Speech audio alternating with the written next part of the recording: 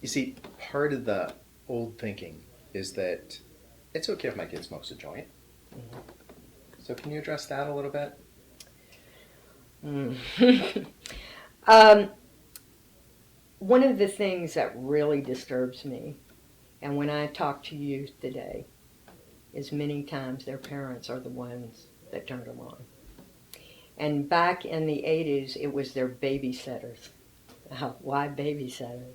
The babysitters would come in and they were away from home and they could bring their boyfriend or their girlfriend in and then they would have a joint or two. And then the kid, 6 years old, 7 years old, 9, I'm going to tell on you unless you let me try. And then pretty soon they're all using it together. And this is what is happening, unfortunately, in very prominent, very wealthy families. It's not just inner city, and I know a lot about inner city because I spent a lot of time working with families and schools and situations all over the United States. So you can't say it's one socioeconomic status or one culture or one race. It's happening all over. And so I personally think that we need to be into prevention. We need to be able to tell our kids to say no. And you just don't say no. No, you teach them how to go about it. And there was a huge program. It was called uh, Here's Looking at You, and it was excellent. And what was great about it was they taught kids how to be in a situation with other kids that were peer pressure, to turn the group around and for them to exit and go do something fun. Mm-hmm. And what happened is, in many cases, the user that wanted to go use the drugs sees that he or she's over here alone, joins up with them, and they go do something else, like play pool or play a game or watch a movie or go to whatever it is that they like to do.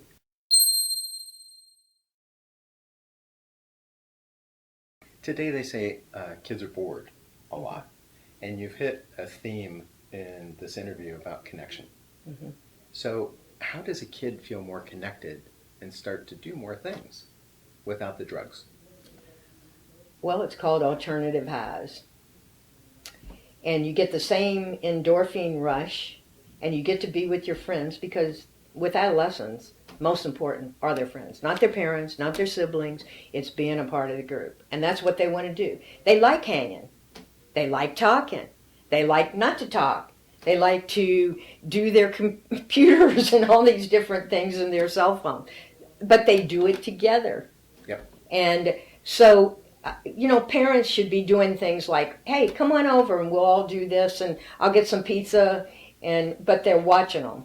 Parents have to set boundaries. School teachers have to set boundaries.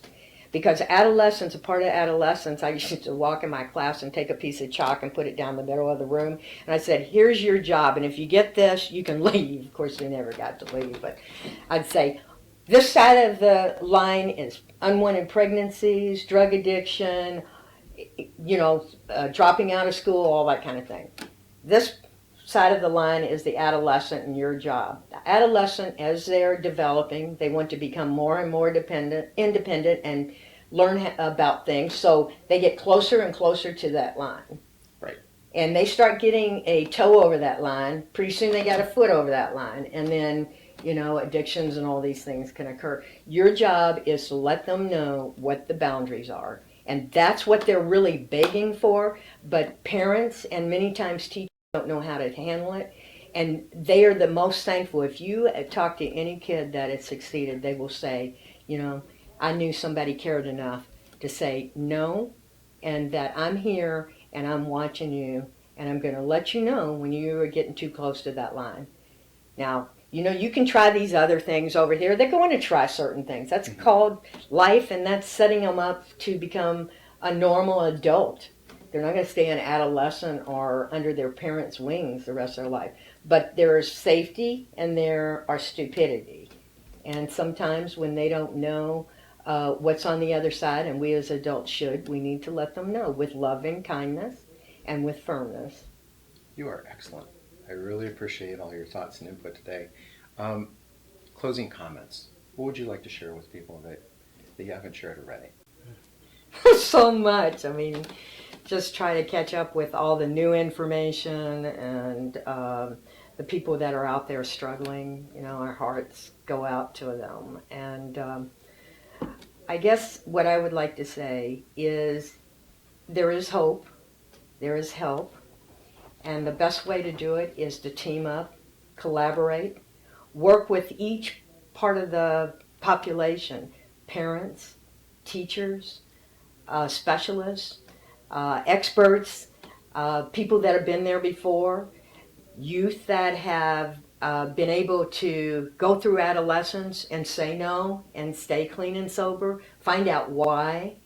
And another thing I think is really important, because you know I come from the past as well as the future, is we learn from history repeating itself. And there's a lot of information and a lot of programs that were out there that were excellent. We need to go back, save ourselves a lot of time and money, and reanalyze them, update them, and get them back out there as soon as possible. So that's a biggie. The other thing that I want to say, and it's because so many people don't really know. I'm an educator, so I don't get into all this other stuff. I just say, do you really understand that it is not the drug of the 70s and 80s? The THC is not 1 to 2%. These kids are starting smoking, you know, a joint that has 25% THC in it.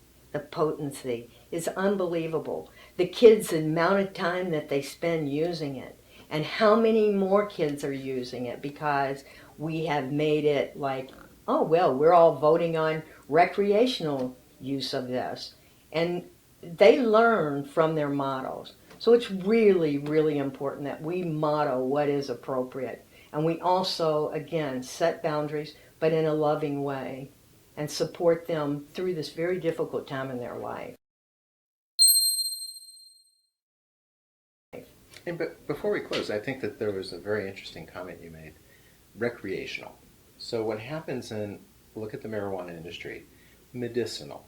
So they put this word in front of it. Now it's recreational. That sounds like a lot of fun.